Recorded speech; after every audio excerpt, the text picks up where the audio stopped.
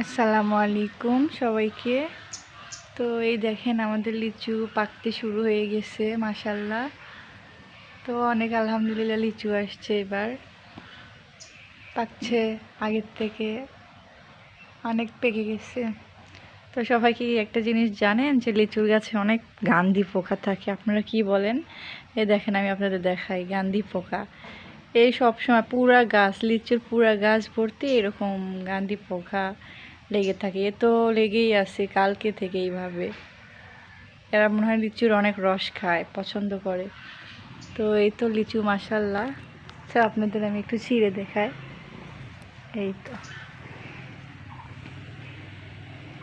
নিজের গাছের লিচু নিজে ছিঁড়ে খাওয়ার মজাই আলাদা। তো আপনাদের কার কার লিচু পছন্দ?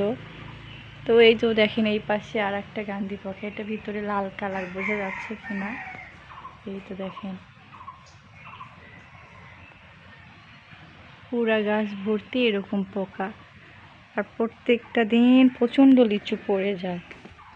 এই দেখাই আপনাদের, অনেক লিচু পড়ে প্রত্যেকটা দিন। এই তো এগুলো, এই তো এটা আবার রোদে শুকিয়ে গেছে, এগুলো শুকিয়ে শুকিয়ে যে এইভাবে লিচুগুলো পড়ে যায়। তো এটা ফেটে গেছে।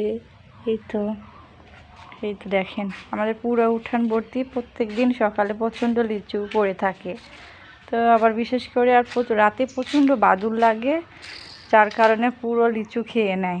তারপরে আমার বাবা প্রত্যেক দিন রাতে বসে থাকে, পাহারা দেয়, না ছাড়াতে এতটুকু লিচু আর থাকছে না।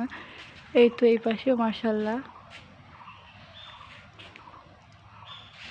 তো উপরে অনেক উঁচুতে তো গাছ, আমি তো ক্লিয়ারভাবে সেইভাবে দেখাইতে পারছি না। অনেক উঁচুতে, অনেক মানে উঁচুতে আরও অনেক বেশি ধরে আছে, কিন্তু এখানে ক্লিয়ারভাবে দেখানো যাচ্ছে না।